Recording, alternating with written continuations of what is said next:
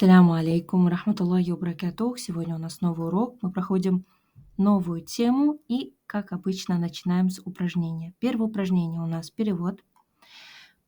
Учителя, женщины в школе. Переводим. Учителя в школе.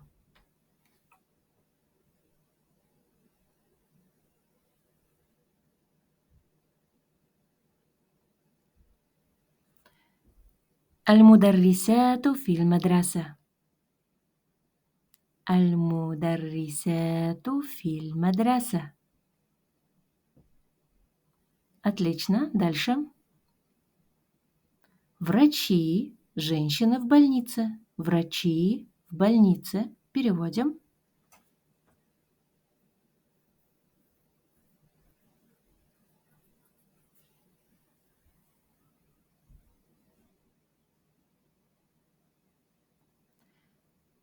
الطبيبات في المستشفى. الطبيبات في المستشفى. Отлично. Дальше. Инженеры на работе. Инженеры на работе. Переводим.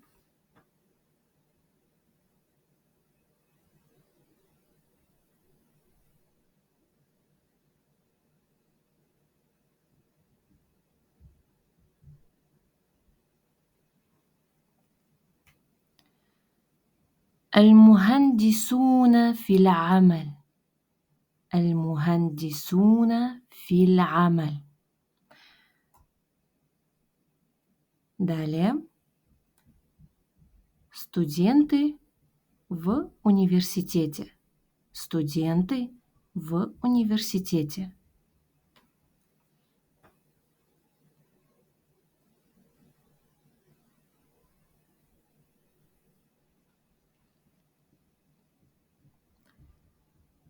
الطلاب في الجامعة.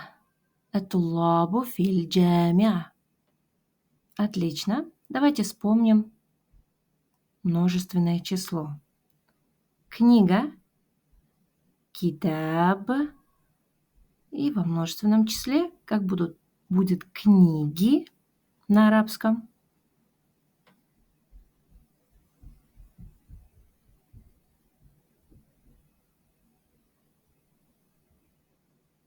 Кутуб. Кутуб. Дальше. Ручка. Калям. Ручки. Аклям. Переводим. Книги на столе. Книги на столе или на парте.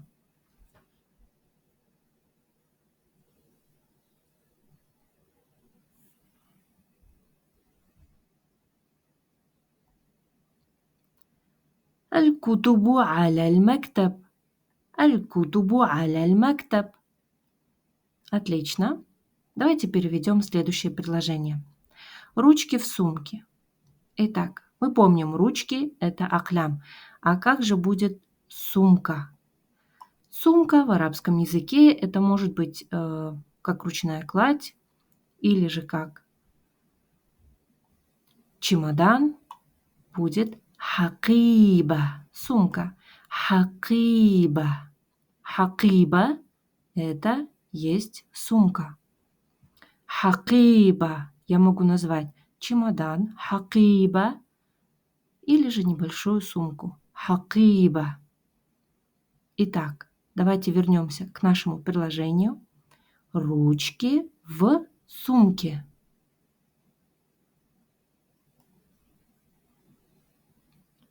الأقلام في الحقيبة. الأقلام في الحقيبة.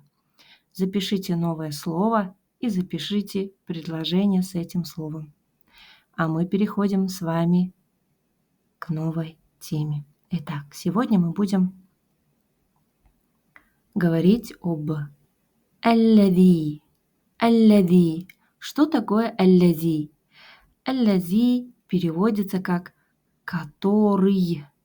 Который. Например, Например, давайте рассмотрим с вами часть аята. Вернее, это весь аят. Аллади ювасвису фи судурин нас. Возможно, многие уже встречались с этим аятом в суре Ан-Нас. Мы с вами сейчас будем разбирать только со стороны языка. Мы будем переводить. В тафсир, в разбор мы не входим. Итак, аллази переводится как который, аллази который, ювасвису, возможно, многие уже догадались, что это есть фиаль. Фиаль – это есть глагол. Юда начинается с буковки яи для хуа. Ювасвису. Сам глагол васваса в переводе он означает нашептывать или внушать злые мысли. Наущать. Значит, который наущает фи, нам уже знакомо, фи, в, дальше судур. Судур, отмечаем в тетрадках, это множественное число от слова садр. Садр. Садр переводится как грудь или же сердце. Садр – это грудь или же сердце. Получается у нас судур переводится как груди или же сердца. И следующий у нас аннас. Что такое аннас? Аннас – это люди. Это люди. Аннас – это во множественном числе, а вот инсан написано ниже. Инсан – это есть человек. Инсан – человек, нас – это люди. Отлично. Обязательно запишите новые слова. Аллази. Значит, аллази переводится как «который». Следующий у нас будет для женского рода алляти. Алляти – «которая». Алляти – «которая». Возьмем пример попроще. Представьте, что я вам говорю или показываю на девочку и говорю «Хазихи Фатима». И чтобы вы вспомнили, я говорю, напоминаю, Фатима التي تدرس في المدرسة. Фатима التي تدرس في مدرستي. Я говорю, это Фатима. Фатима التي. Фатима, которая тадрусу учится фи в мадрасати, в моей школе.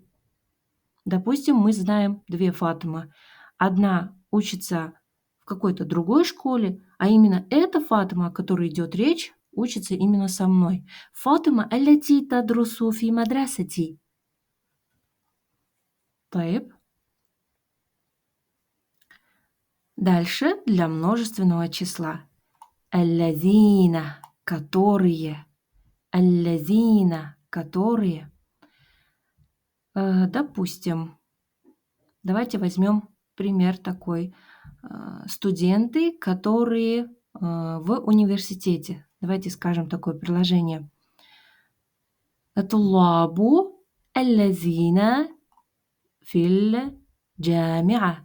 И в аллазина сюда входит как для мужского рода, то есть это могут быть только мужчины, допустим, студенты, или же смешанная группа, как мужчины, так и женщины. Здесь же давайте вспомним данные. Здесь только часть уже аята, не весь аят, только часть аята. Сироталлазина ан'амта алейхим. Итак, сирот переводится как путь или же дорога. Аллазина, пути которых, в данном случае здесь, которых. Аллазин это может быть как которые, которых переводится. Получается, пути которых ан'амта. Глагол ан'амта для гуа сам глагол это будет ан'ама, пишется или используется в данном случае с предлогом аля. Ан'амта аля. Значение ан'амта аля это как облагодетельствовать. Что такое облагодетельствовать? Это как давать, как бы подарить, даровать. Ан'амта аля. В данном случае алейхим. У нас хим, по сути, это у нас слитное местоимение хум, которое стало хим по причине того, что перед ними стоит предлог аля. Поэтому у нас получилось алейхим. Хум у нас переводится как их. Ан'амта алейхим. Я надеюсь, понятно. И далее, в другой части переходим урока. Это наш рассказ. Давайте прочитаем еще раз, прочитаем вместе и вспомним все слова, которые мы проходили.